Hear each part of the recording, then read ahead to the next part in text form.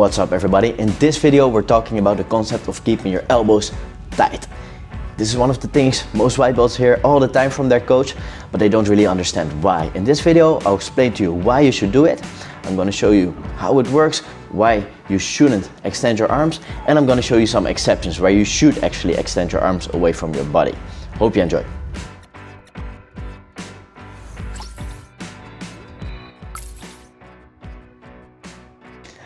What's up everybody? Welcome to this new video in the series about concepts. We're going to talk about the concept of keeping your elbows close to you. I think this is one of the most common concepts I teach to white belts.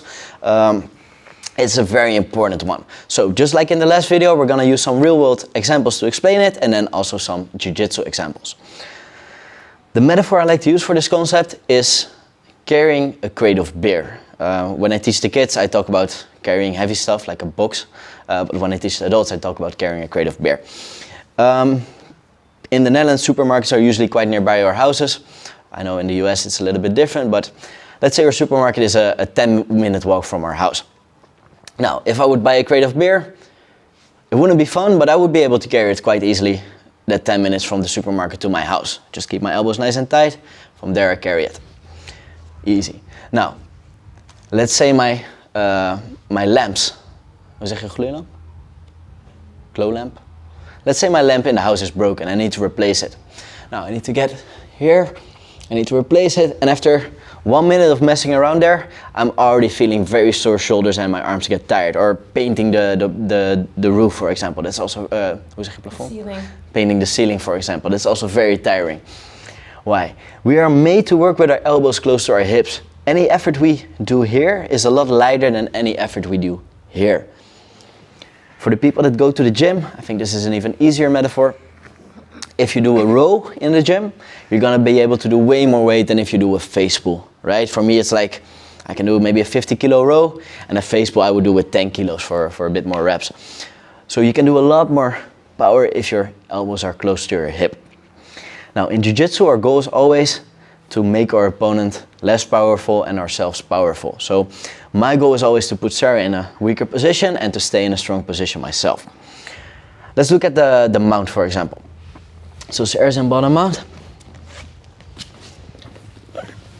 As a good attacker, my goal here is gonna be to get her elbows above her head. So I'm gonna pin her wrist and I start walking her arm all the way up. Now she's in a weak position. From here we can start picking her apart. We can start doing arm triangles. We can start going in for arm bars. Lots of different options. For Sarah to defend correctly here, she needs to keep her elbows close to her hip. From here she's strong. Here it's going to be hard for me to attack her. A lot of beginners make the mistake of like extending their arms in these kind of situations, and that's actually giving me easy access to submissions.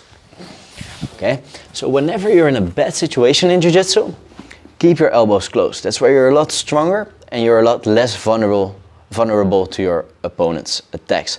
The closer your elbows are to your hips, the more powerful you are, the more powerful your connection of your arm is to your body. Let's look at another example. Sarah's sitting on her butt. Okay, and turn around. Connect your elbows to your hips. Elbows to your hips. There we go. From here, I can pull Sarah across the mat. Okay? Because her elbows are connected to her hip. If her arm is away, a little bit more, yeah, this is enough.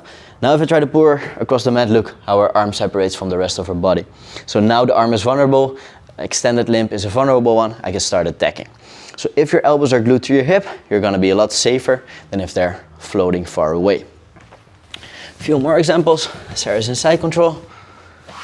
Here, her best position would be to keep her elbows nice and tight to her body. From here, I don't have a lot of good submission attacks. Let's say Sarah is hugging around me, also very common with beginners. Now her elbows are far away from the hips, she's very vulnerable. I can jump into an armbar here,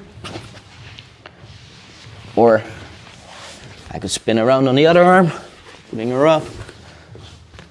Again, going for arm bars, or if she's hung around me, going for kimuras. But as long as her elbows are close to her hip, glued in like this, it's gonna be hard to get any attacks going, okay? So, whenever you're in doubt, whenever you're in a bad position, keep your elbows close to your hip. As with any rule in Brazilian Jiu-Jitsu, there are exceptions. So a very big exception to this is framing. If Sarah starts framing, now she can actually break the rule. We're going to talk about this in a separate video, but just like any rule in Brazilian Jiu-Jitsu, there are always exceptions to the rule. So let's say Sarah's passing my guard with a Toreador pass. Now I need to frame. Now I can extend my arms a little bit more because I don't want her to come close. She's also not past my guard yet, so I'm a little bit safer. So there are exceptions where you do need to frame. Another example from this, if she's in side control, here now I can start extending my arm like this to sit up. There are times where you do need to extend your arm. But if you're a white belt and you're watching this, my guess is that you're extending too much still. So make sure to keep your elbows nice and tight. From there you're going to be a lot less vulnerable, especially in bad situations. Mount, side control, elbows nice and tight, close to your hips, you're a lot stronger there. Think about the crate of beer. It's a lot easier to carry a crate of beer, which is a lot heavier, than changing a very light bulb because it's above your head. We're made to be strong at our hips, not above our shoulders. Okay? Hope you like that concept. If you did, leave a like, leave a comment, subscribe to the channel of course. And if you want to see any other concepts I haven't explained yet, make sure to leave them in the comments below. I would love to make a video about that. Thanks for watching, see you next time.